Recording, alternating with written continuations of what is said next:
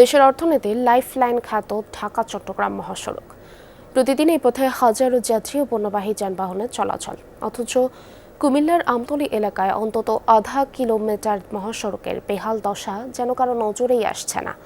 বড় বড় গর্ত আর খানাখন্দের সড়কে ঝুঁকি নিয়েই চলছে যানবাহন আর যানজট নিত্যদিনের ঘটনা। তাহলে দেখভালের দায়িত্ব যাদের, কি করছেন তারা? সড়কের দুর্ভোগ নিয়ে খোকন চৌধুরীর প্রতিবেদনের প্রথম পর্ব আজ। ক্যামেরায় ছিলেন জিহাদুল ইসলাম।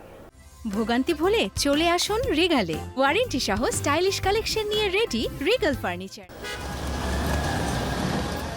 সামান্য বৃষ্টি হলেই সড়কে বড় বড় গর্তে জমে যায় পানি। খানাখন্দের কারণে ধীরগতিতে চলে যানবাহন, এতে প্রতিদিনই পথে তৈরি হচ্ছে দীর্ঘ যানজট। এমন চিত্র ঢাকা চট্টগ্রাম মহাসড়কের কুমিল্লার আমতলীর এই অংশটিতে।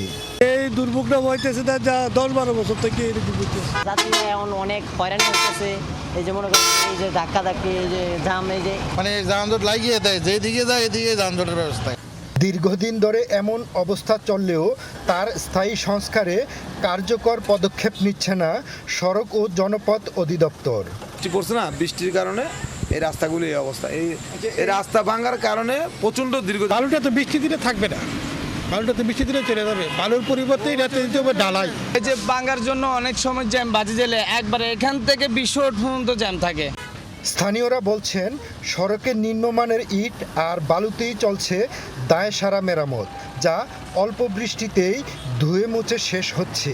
এভাবে রাষ্ট্রের অর্থের অপচয়ের জন্য সংশ্লিষ্টদের জবাবদিহিতার আওতায় আনার দাবি জানিয়েছেন তারা।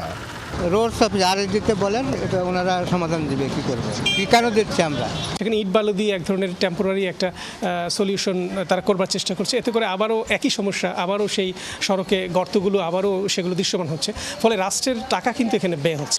সংশ্লিষ্ট অধিদপ্তরে মেরামত ব্যয়, দুর্ঘটনা, যানজটের সুনির্দিষ্ট কোনো তথ্য নেই। বক্তব্য জানতে গেলে কথা বলার বিধান নেই বলে পাশ কাটিয়ে গেলেন নির্বাহী প্রকৌশলী।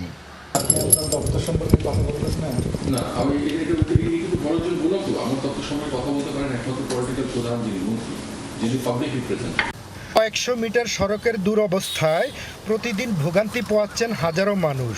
আর কতদিন অপেক্ষা করলে মিলবে টেকসই সমাধান, সেটাই এখন পথচারী ও যাত্রীদের বড় প্রশ্ন। খোকন চৌধুরী, যমুনা নিউজ, কুমিল্লা।